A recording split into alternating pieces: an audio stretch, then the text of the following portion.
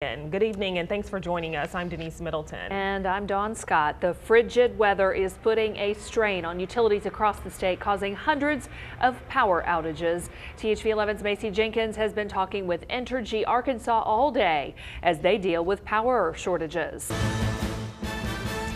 A developing story right now out of Little Rock. A woman 14 weeks pregnant was dropped off at UAMS with a gunshot wound. And THV 11's Marlisa Goldsmith joins us live from the hospital with details. Marlisa, what happened? Marlisa, thank you. The Pulaski County Special School District today beginning the process of shutting down 2 schools in an effort to save money.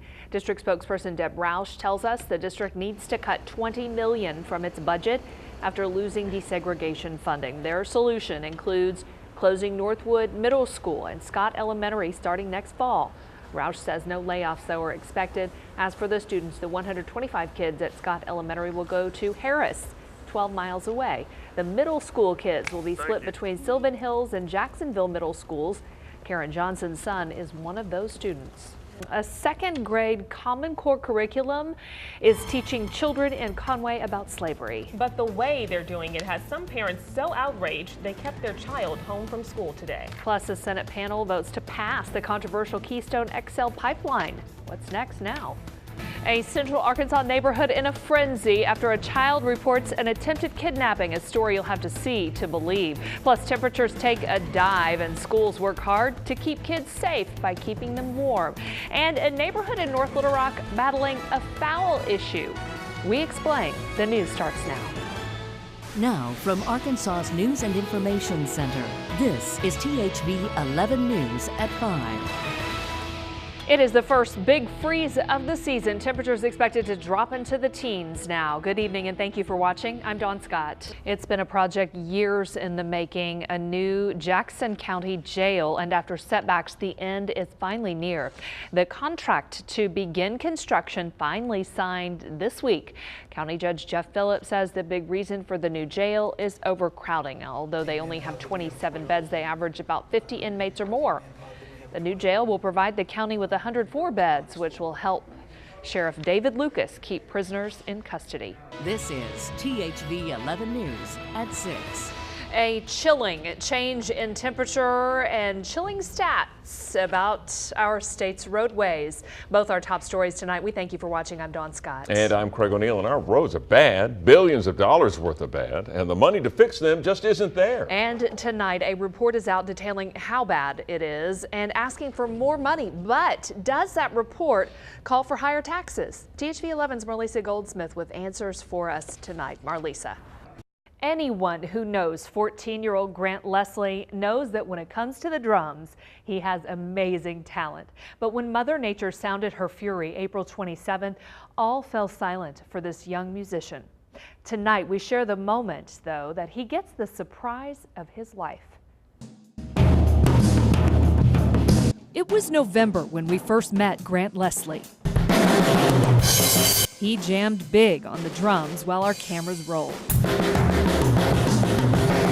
Beating away, he shared with us then, it's a form of therapy for him.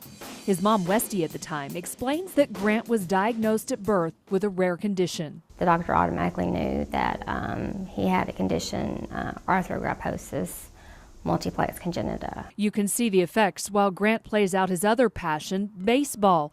His condition keeps him from bending his arms and his feet.